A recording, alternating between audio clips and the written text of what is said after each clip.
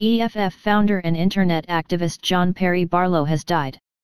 John Perry Barlow has one of those resumes that seems too surreal to possibly be true. Entertainment sites are currently lamenting the loss of a poet turned Grateful Dead lyricist. Political sites are mourning the death of a lifelong activist. For tech sites such as ours, however, he'll be forever remembered as the co-founder of the Electronic Frontier Foundation, arguably the most influential organization for Internet civil liberties. EFF Executive Director Cindy Cohn announced Barlow's passing at age 70 in a blog post today, noting, "It is no exaggeration to say that major parts of the Internet we all know and love today exist and thrive because of Barlow's vision and leadership. He always saw the Internet as a fundamental place of freedom, where voices long silenced can find an audience and people can connect with others regardless of physical distance."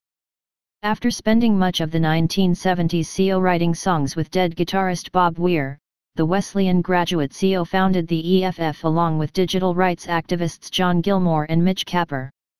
The organization was founded after Barlow had a run-in with the FBI over some Macintosh ROMs. "When we first defined the mission of the Electronic Frontier Foundation, we saw our task as assuring the application of the U.S. Constitution to digital media," Barlow wrote in a lengthy and fascinating piece detailing the genesis of the organization. The Electronic Frontier Foundation grew from an effort to fight a specific legal brush fire into a full-fledged cause much faster than we could have imagined. 6 years later, Barlow outlined his vision for the future of online communications in a Declaration of the Independence of Cyberspace, which paints a utopian vision for the possibility of the Internet. "We are creating a world that all may enter without privilege or prejudice accorded by race, economic power, military force, or station of birth," Barlow wrote.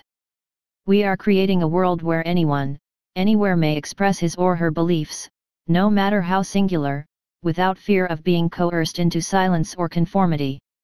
In the wake of a particularly troubling year for online media, it's easy to see how some might have mistaken that hopefulness for naivete, but Cohn, who worked alongside the Internet pioneer, notes in her piece, Barlow knew that new technology could create and empower evil as much as it could create and empower good. He made a conscious decision to focus on the latter. Barlow continued to work along with the EFF in subsequent decades and continued espousing his ideals, becoming an influential force in the lives of online entrepreneurs like Aaron Swartz and Sean Parker. Boing Boing's Cory Doctorow recalled working alongside Barlow at the EFF in a post earlier today. "When I took a job at EFF a few years later and Barlow became my kinda sorta boss," Doctorow writes, "I discovered the immense joys, and inarguable frustrations, of working with him." Barlow challenged received wisdom, made you revisit your assumptions and look at problems sideways and upside down to get the lay of them. "I argued with Barlow a lot, and lost more than once, and was always better for it." According to Cohn, Barlow died peacefully in his sleep this morning.